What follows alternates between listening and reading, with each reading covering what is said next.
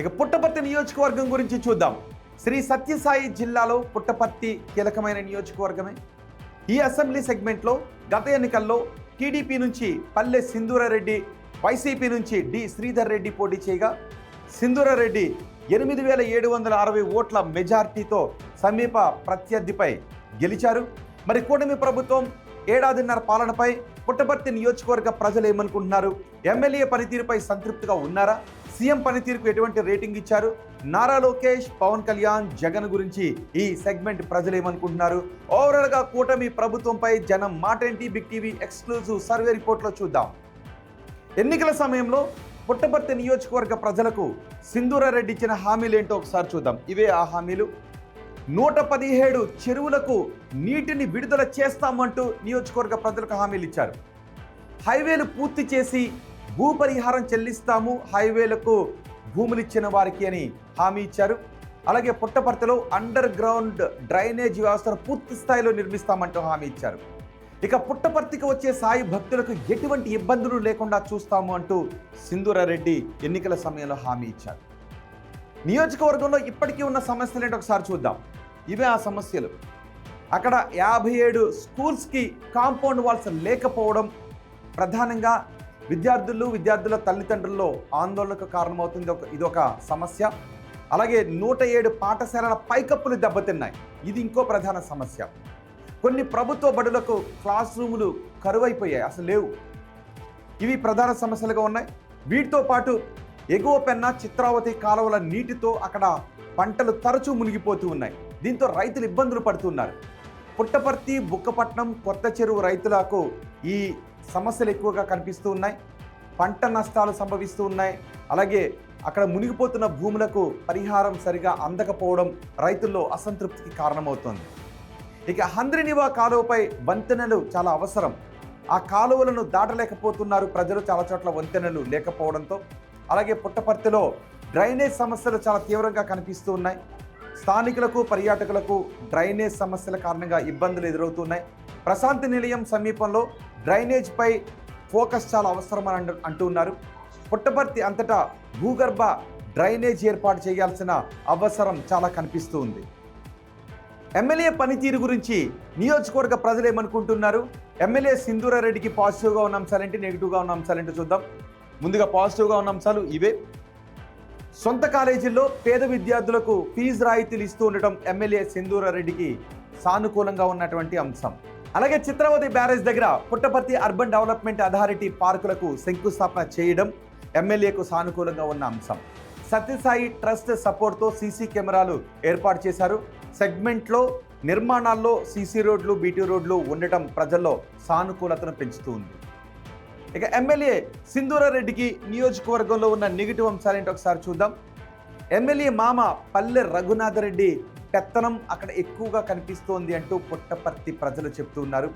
అన్నీ తానే వ్యవహరిస్తున్నారనే అభిప్రాయాన్ని పుట్టపర్తి ప్రజలు వ్యక్తం చేస్తున్నారు. రోడ్ల విస్తరణలో భూములు కోల్పోయిన వారిలో కొంత అసంతృప్తి కనిపిస్తుంది. పరిహారం సరిగా లభించలేదు, పరిహారం ఇవ్వలేదు అని చెప్తూ ఉన్నారు. అలాగే అండర్ గ్రౌండ్ డ్రైనేజ్ గురించి కదలిక లేకపోవడం మరో నెగిటివ్గా ఉన్న అంశం. పల్లె కుటుంబంపై భూ కబ్జాల ఆరోపణలు కూడా ఎక్కువగా ఉండటం నియోజకవర్గంలో సింధూరారెడ్డికి నెగిటివ్గా కనిపిస్తున్న అంశం. ఎమ్మెల్యే పనితీరుకు పుట్టపర్తి నియోజకవర్గ ప్రజలు ఎన్ని మార్క్స్ వేస్తున్నారో చూద్దాం. చాలా బాగుంది అని 13.5% మంది జనం చెప్తున్నారు. బాగుంది అంటున్న వారి సంఖ్య 24.3%గా కనిపిస్తోంది.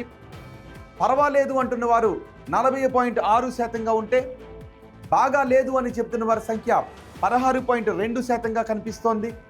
అస్సలు బాగా లేదు అని చెప్తున్న వారి సంఖ్య 5.4గా కనిపిస్తోంది.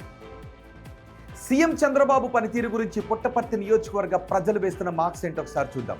చాలా బాగుంది అని 5.4% మంది జనం చెప్తుంటే బాగుంది అని 22% మంది జనం చెప్తున్నారు. పర్వాలేదు అంటున్న వారి సంఖ్య 56.4%గా ఉంది.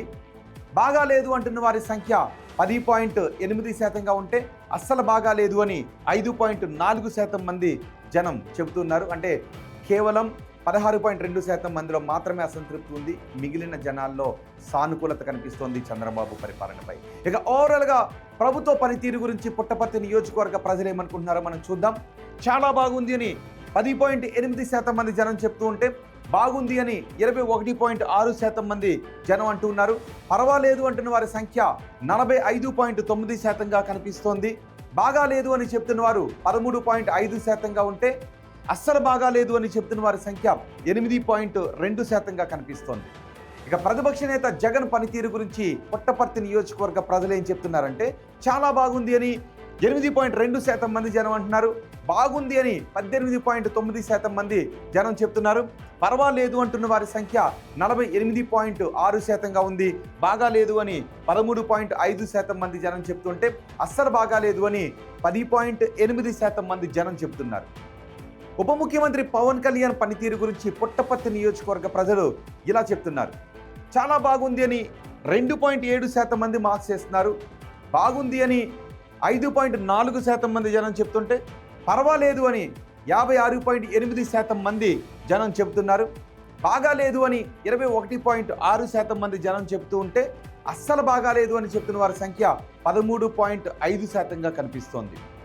ఇక మంత్రి నారా లోకేష్ పనితీరు గురించి పుట్టపర్తి నియోజకవర్గ ప్రజలు ఏం చెప్తున్నారంటే చాలా బాగుందని 5.4% మంది జనం చెప్తూ ఉంటే బాగుంది అని 10.8% మంది జనం చెప్తున్నారు.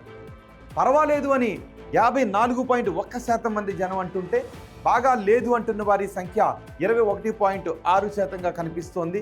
అస్సలు బాగా లేదు అని 8.1% మంది జనం చెప్తున్నారు. అమరావతి పనులు పూర్తి అవుతాయనుకుంటున్నారని అడిగితే పూర్తి అవుతాయి అని 18.9% మంది జనం చెప్తున్నారు. కావు అని 21.6% మంది జనం చెప్తుంటే కావచ్చు అంటున్న వారి సంఖ్య 16.2%గా ఉంది.